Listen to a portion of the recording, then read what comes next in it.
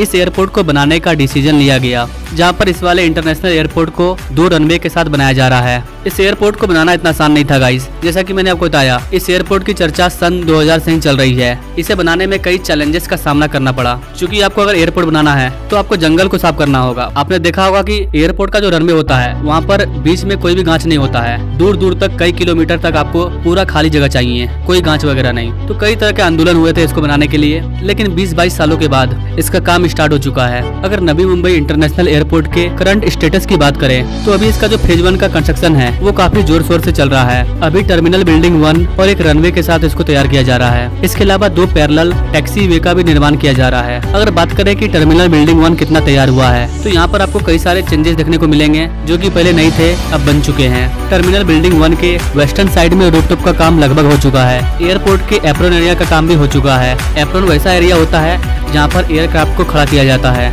मतलब हवाई जहाज का पार्किंग हो गया वो। यहीं पर इसको रिफ्यूलिंग किया जाता है, बॉडी या सामान वगैरह को लोड अनलोड करना, सारा चीज यहीं पर किया जाता है। वही अगर रनवे के प्रोग्रेस की बात करें तो आप यहाँ पर देख पाएंगे रनवे पर फाइनल लेयर का काम चल रहा है। रनवे को तैयार करने के लिए कई लेयर से होकर गुजरना पड़ता है। तो यहाँ पर आप देख सकते हैं रनवे का फाइनल लेयर तैयार किया जा रहा है। फेज 2 में एक और ऐसे ही रनवे को बनाया जाना है। आप रनवे के बीच में ये जो खाली जगह देख रहे हैं इसको टैक्सी वे बोलते हैं, और इसका भी काम काफी तेजी से चल रहा है। रनवे के बगल में बनाया जा रहा है एटीसी टावर। इसके अलावा रेस्क्यू फायर फाइटिंग स्टेशन और एक टेम्पोररी एटीसी टावर को भी तैयार किया जा रहा है। रनवे में इस तरह के फायर फाइटिंग स्टेशन पहले से अवेलेबल होते हैं, जहाँ पर आपको रेस्क्यू के हर चीज देखने को मिल जाएगा, ताकि कल को इमरजेंसी के केस में कहीं जाना होना नहीं पड़े, किसी को बुलाना नहीं पड़े। सारा चीज रनवे पर अवेलेबल होता है। अच्छा खासा प्रोग्रेस ले लिया है। इस वाले एयरपोर्ट में पैसेंजर एयरक्राफ्ट के साथ साथ कार्गो एयरक्राफ्ट को भी बनाया जाएगा, क्योंकि नवी मुंबई इंटरनेशनल एयरपोर्ट को पनवेल और उलवेल के बीच में बनाया जा रहा है। बताया जा रहा है कि फ्यूचर में पनवेल साइड में इस एयरपोर्ट को मेट्रो लाइन से जोड़ा जाएगा। इसके अलावा एयरपोर्ट के नॉर्दर्न ईस्ट साइड में एयरपोर्ट फ्यूल पंप को भी बनाया जा रहा है, क्योंकि एयरपोर्ट फ्यूल से चलता है, उसमें बहुत सारे फ्यूल का यूज होता है। ऐसे केस में यहाँ पर पेट्रोल पंप से भी बड़ा फ्यूल पंप को बनाया जाता है। इसके अलावा यहाँ पर रडार को भी डेवलप किया जा रहा है, उसका डेवलपमेंट भी आप देख सकते हैं। इसके अलावा एयरपोर्ट में कई सारे सपोर्ट यूटिलिटी बिल्डिंग को तैयार किया जा रहा है। अब अगर नवी मुंबई इंटरनेशनल एयरपोर्ट के ओवरऑल प्रोग्रेस रिपोर्ट की बात करें तो इसका हर सेक्टर में हर तरीके से